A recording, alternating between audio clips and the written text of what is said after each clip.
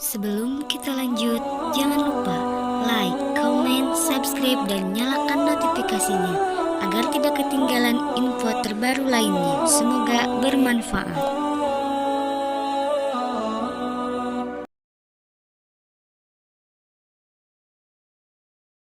Assalamualaikum warahmatullahi wabarakatuh. Innal hamdalillah nahmaduhu wa nasta'inuhu wa nastaghfiruh wa na'udzu billahi min shururi anfusina wa min sayyiati a'malina. May yahdihillahu fala mudilla lahu wa may yudlil fala hadiya lahu. Asyhadu an la ilaha illallah wa asyhadu anna Muhammadan 'abduhu wa rasuluhu la nabiyya ba'dahu. Allahumma salli wa sallim ala Muhammadin wa ala alihi wa sahbihi ajma'in. Faqala Allah ta'ala fil Qur'anil Karim, a'udzu billahi minasy syaithanir rajim. Ya ayyuhalladzina amanu taqullaha haqqa tuqatih wa la tamutunna illa wa antum muslimun. Amma ba'd. Alhamdulillah, Allah takdirkan kita sehat. Sehat, Bu? Sehat itu tak ternilai, sakit itu mahal. Sepakat? Kadang syukur datang setelah sakit. Taunya nikmat mata ketika mata kena pasir. Terasanya nikmat perut ketika sakit perut. Masya Allah, sakitnya perut. Ternyata waktu sehat lupa bersyukur, betul? Terasa nikmat kaya ketika miskin. Masya Allah, ternyata enak punya mobil. Begitu gak ada punya mobil baru terasa. Oleh sebab itu bersyukurlah di setiap situasi. Jangan bersyukur hanya karena kondisi. Berimanlah di setiap situasi, jangan beriman karena kondisi. Jangan stroke dulu baru ke masjid, ya. Jangan kena narkoba baru sholat duha. Jangan berambut beruban baru berhijab. Orang beruban ibu nggak berhijab udah nggak laku lagi. Justru waktu cantik berhijab supaya jangan digoda, betul? Ini sudah tua kok nggak laku, baru sibuk berhijab. Tema kita hari ini sifat orang-orang kafir dan orang-orang muslim dalam Al-Quran, supaya kita tahu masih kafir enggak sikap kita, cara bicara kita, busana kita, tempat bermain kita, bacaan kita. Berapa banyak kita di depan WA, berapa banyak depan Quran, harus jelas. Berapa jam ibu betah depan Quran, berapa jam depan WA. Kita ini penduduk surga asalnya, Nabi Adam. Kita pulang kampung ke sorga itu wajar. Yang tidak wajar pulang kampung tapi ditolak. Padahal aslinya kita penduduk sorga, Bu. Tapi kenapa penduduk sorga pulang kampung gak diterima? Karena dia jahat. Kampung sorga menerima orang jahat. Kasihan kan, Bu? Masa saya orang Tapanuli gak diterima di Tapanuli? Berarti saya ada masalah. Ibu pulang kampung ke sorga gak diterima di sorga. Kenapa? Karena ibu bukan orang benar. Yang kedua, kalau kita beriman di dunia kita tenang, kaya kita bersyukur, miskin kita bersabar. Punya uang banyak kita tenang, punya uang miskin kita senang. Kenapa? Uang bukan target hidup, uang sebagai sarana hidup. Kaya kita tidak sombong, miskin tidak minder. Banyak uang tidak hura-hura, tidak punya uang tidak gengsi. Karena apa? Hidup sebentar, kaya mati, miskin mati, betul? Jadi rugi jadi orang sombong. Enak mana? Jadi orang kaya bertakwa atau orang miskin yang sabar? Pilih mana, Bapak? Pilih mana, Ibu? Kaya bertakwa atau miskin sabar? Orang miskin kalau taat 500 tahun duluan masuk surga dari orang kaya. Itu hadis. Tapi orang kaya belakangan surga, surganya Firdaus tertinggi. Karena di mana-mana sedekah. Jihadnya orang kaya di sedekah, jihadnya ustadz di ilmu, jihadnya orang miskin di doa. Makanya membangun peradaban Islam itu dengan orang kaya kita akrab, kita butuh uangnya. Dengan orang miskin kita dekat karena butuh doanya. Subhanallah. Jadi Islam dibangun dengan kekuatan. Pertama dengan doa, kedua dengan uang. Uangnya orang kaya yang punya. Orang miskin doanya. Karena doa orang-orang miskin kalau taat itu dijabah. Orang kaya juga kalau bersyukur dijabah. Jadi kesimpulannya pilih mana, Bapak? Kaya atau miskin? Seenak-enak jadi orang miskin, lebih enak jadi orang kaya, betul? Karena saya pengalaman jadi orang miskin dulu 7 tahun saya. Dulu saya sempat bangga jadi orang miskin, hidup orang miskin gitu ya. Ternyata uang lebih enak. Apalagi kalau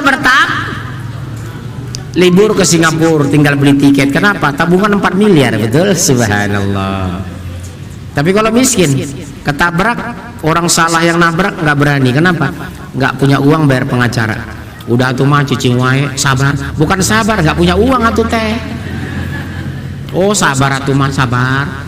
Jenazah bawa ke Garut, Cianjur. Kenapa? Nggak punya uang. Makanya lebih berbahaya orang kaya yang tidak bertakwa daripada orang miskin tidak bertakwa. Sebab kalau orang bertakwa, orang kaya tidak beriman, dia bisa merubah peradaban dengan uangnya. Bisa mengatur negara dia membayar aparat, menyogok penegak hukum karena dia tidak beriman. Berisiko sekali loh, orang kaya tidak beriman. Dia bisa merubah peradaban, membangun Alexis, mendirikan diskotik, membuat komplek pelacuran. Kenapa? Punya uang tapi nggak beriman. Makanya saya berkepentingan menyampaikan Islam di Pondok Indah, di BSD, di Menteng, di komplek topografi, karena di sini banyak orang kaya. Jujur, siapa yang orang kaya di sini angkat tangan? Kaya menurut Islam, ibu tahu. Begitu bangun kita masih lihat ada makanan bahan pokok cukup hari ini, kamu orang kaya kata Rasulullah. Begitu bangun pagi buka display, apa namanya tempat beras itu? Kosmos ya. Begitu dibuka, subhanallah, 6 liter beras. Walaupun harganya cuma 7.500 bercampur kutu 16 ekor. Masih bisa dimasak. Rasulullah bangun tidur nggak ada makan apa-apa. Sudah, aku berpuasa. Kenapa? Nggak ada yang dimakan. Siapakah orang beriman, siapakah orang kafir? Buka Al-Quran. Cukup nggak ini kabel? Satu, Al-Quran. Ini yang kita geser ya. Kalau peci nggak muat, bukan kepala yang dioperasi, peci yang diganti. Betul? Satu, ciri-ciri orang kafir, munafik, muslim ada dalam Al-Quran surat 41 ayat 30. Sutu 2. Udah? Surat 3 ayat 37 sampai 142. 179. Surat 31 ayat 7 sampai 10. Surat 31 ayat 20 sampai 27. Di sini ketahuan di mana posisi kita hari ini. Surat 15 ayat 3, endingnya surat 17 ayat 19. Inilah orang yang beruntung. Silakan Ustadz apa? Ustadz Armen Caniago. Betul? Kalau orang Bataknya Armen Humahorbo. Ibu, Al-Quran surat 4130 137 sampai 142, 3179, 317 sampai 10, Luqman 20 sampai 27, 15 3 Hijr, Al-Isra ayat 19. Langsung 4130. Sesungguhnya orang-orang yang berkata, Ya Rabb adalah Allah, kemudian mereka meneguhkan pendirian mereka. Stop. Kalau ada orang-orang beriman sesungguhnya Tuhan kami adalah Allah, kemudian mereka istiqomah, Allah akan mengutus malaikat kepada mereka. Wala tahinu wala tahzan, jangan takut, jangan bersedih. Oh, ternyata ciri-ciri orang beriman itu harus apa, Bu? Istiqomah. Kalau bahasa Inggrisnya apa, Bu? Istiqomah. Konsisten. Betul? Saya ulangi. Apabila ada orang beriman mengatakan sesungguhnya Tuhan kami adalah Allah, summastaqamu, mereka istiqomah, Allah mengutus rasul malaikat kepada mereka. Tafsir ayat ini Bu tahu. Ketika manusia menjelang meninggal, betis sudah dipertautkan, dingin sudah mulai terasa dari kaki sampai ke atas, roh sudah menjelang tenggorokan, malaikat maut diutus. Ketakutan kita luar biasa. Kondisi ketakutan apa kata malaikat? Malaikat maut, Bu. Wala tahinu wala tahzan. Jangan takut, jangan bersedih. Kamu penghuni sorga. Informasi dari Allah. Makanya ketika Sufyan bin Abdullah bertanya kepada Rasulullah, Ya Rasulullah, tunjukkan kepadaku perkataan paling mulia dalam Islam. Aku tidak akan lagi bertanya kepada orang lain setelah bertanya kepadamu. Tolong dengar ya Bu, ini hadis sahih. Ya Rasulullah, tunjukkan kepadaku perkataan paling mulia dalam Islam. Aku tidak akan bertanya lagi kepada orang lain setelah kepadamu. Apa kata Rasulullah? Qul. Apa Bu? Katakanlah, aku beriman kepada Allah. Amantu billah. Summa istaqim. Katakanlah aku beriman kepada Allah, summa istaqim, kemudian istiqamahlah. Walaupun kita diancam mau dibunuh, mau disembelih, sembelih aja. La ilaha illallah. Mati syahid. Saya berapa kali disantet orang, mau dibunuh orang, dikepung orang, mau dihabisi saya. Hanya itu la haula wala quwwata illa billah. La haula wala quwwata illa billah. Geng motor yang ngepung saya bubar. Saya nggak tahu dalam pandangan mereka saya itu seperti apa. Saya hanya pasrah. Selamatkan hamba ya Allah. Bulan 5 kemarin saya disantet orang, ribuan jin dikirim ke tubuh saya. Kenapa saya tahu? Yang nyantet ngomong. Iya Bu.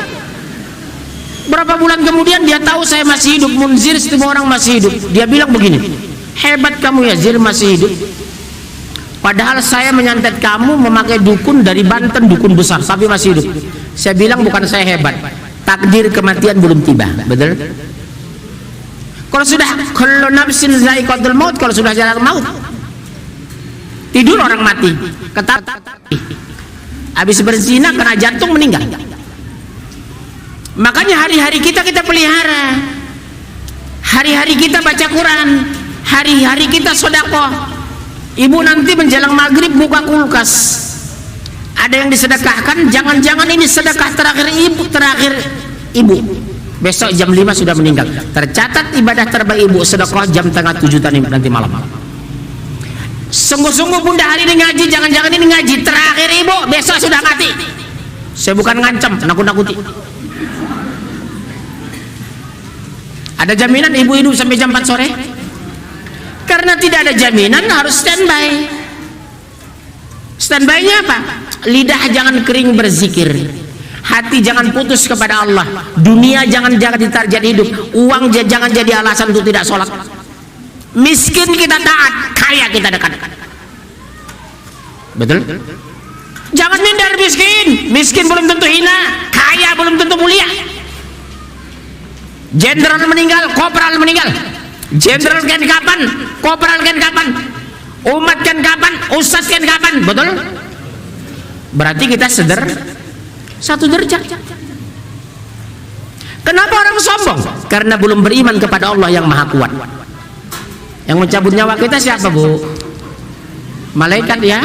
Yang menugaskan malaikat siapa Bu? Allah. Berarti supaya mati kita baik, dekati Allah. Supaya kita masuk surga, dekati Allah. Supaya kita ditenangkan, dekati Allah. Karena yang menciptakan, membolak-balik hati kita ini Allah. Qalbun salim atau qalbun zolim. Siap? Makanya tuh semastaqamu. Baca Quran ibu cuma 1 juz sehari, tapi sampai hari meninggal baca Quran.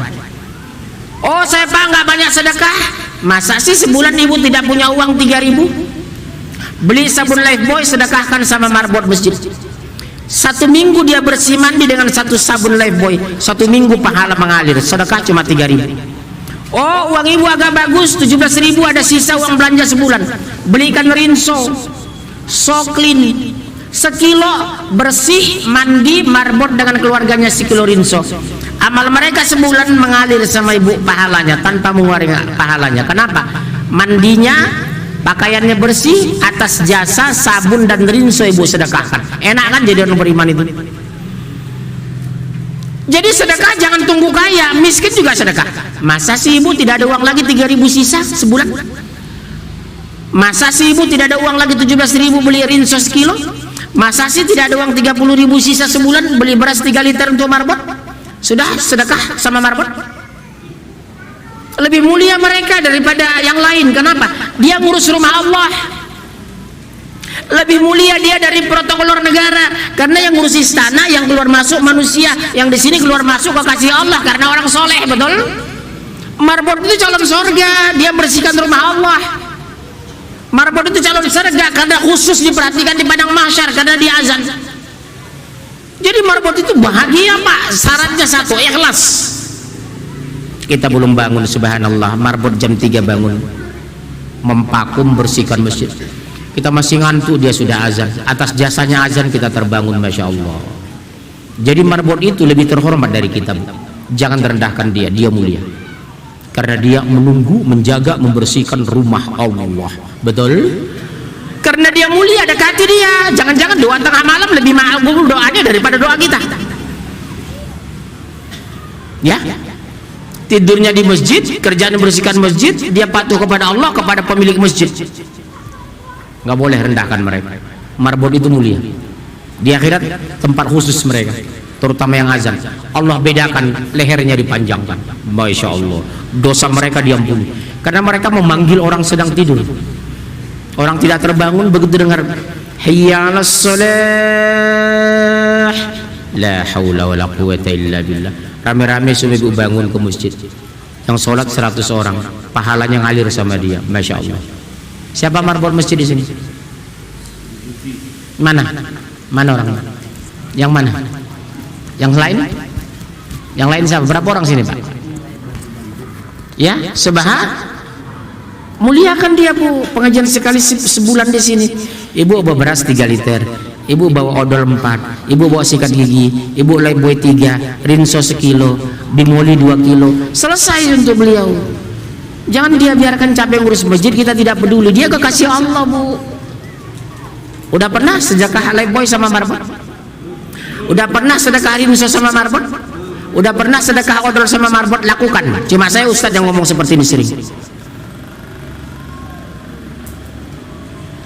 Mereka ini mulia Bu, ini rumah Allah loh. Kepala protokoler negara di sana berpangkat mayor jenderal, boleh jadi beliau lebih mulia. Sepakat Pak? Ini rumah Allah. Kok diam? Nanti sore ngomong sama suami, Pak, subhanallah, sebelah kita masjid ya Pak, belum pernah kita peduli sama marbot. Pak, boleh nggak sisihkan 300.000? Kenapa? Kita kasih per bulan sama marbot. Kerjanya berat, gaji nggak seberapa, tapi mereka ikhlas. Jujur, berapa Bapak sebulan dikasih di sini? Pak, Bapak berapa sebulan dikasih di sini?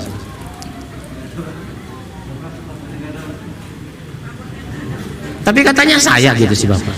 Siapa marbotnya sini? Loh, berapa Pak? 500. La ilaha illallah. Berapa marbot di sini? Jadi 500 satu marbot. Kira-kira makan nggak 500.000 sebulan? Ayo mikir kita. Kira-kira pakai nurani lah. Saya sebulan, tahu Ibu pengeluaran saya 20 juta sebulan. Gaji supir, gaji ajudan, gaji pembantu, gaji asisten, 20 juta saya sebulan minimal. Listrik saya sebulan 1,5 juta loh. Marbot 500 makan apa? Siapa yang ngurus mereka tuh? Masyarakat sekitar sini bertanggung jawab. Pensiun Bapak berapa? 3 juta, kasih 30.000. Oh Bapak kolonel pensiun berapa? Sekian, kasih 20.000. Terkumpul dapat. Marbot kami masjid itu 1,2. Itu baru belum bantuan para jamaah. Dia dapat bisa 2 juta. Jakarta Timur marbot masjid saya tekan. Berapa kas? Saya bilang 200 juta. Marbot berapa? 800. Bapak maaf, yang pertama masuk neraka Bapak, saya bilang. Sing jenenge wong Batak tegas saya Pak. Saya beda dengan ustaz lain. Bapak pertama masuk neraka besok padang mahsyar. Uang masjid 200 juta, saya bilang. Kok tega marbot 800.000? Masjid sebesar ini Pak. Kalau saya ngisi pengajian di sana 800 orang yang hadir. Sedekah yang banyak untuk marbot.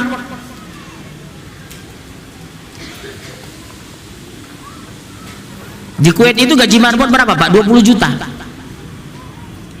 Makanya berkah. Kenapa? Orang yang dekat dengan Allah itu dimuliakan. Di Indonesia orang yang menghina Allah yang mulia.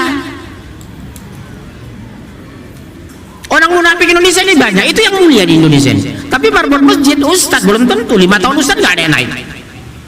Saya bukan minta, negor. Di Mesir Pak, di Saudi, Ustadz itu fasilitasnya setara dengan gubernur loh. Qatar, Kuwait, Saudi Arabia, Bahrain, Uni Emirat Arab, Brunei Darussalam, Ustadz itu fasilitas gubernur kasih negara. Mobil, rumah, fasilitas, asuransi, kesehatan, gaji. Makanya lihat berkah kan, Saudi, Malaysia, Brunei, Qatar, Kuwait, Uni Emirat Arab. Di sana orang terbesar gaji orang dekat dengan Allah. Di Indonesia orang munafik itu gajinya yang besar. Ustaz lain belum ngomong ini kan, belum ada ngomong seperti ini. Saya omongin supaya kita sadar kita masih jauh dari yang diharapkan Al-Quran. Kenapa? Pelit.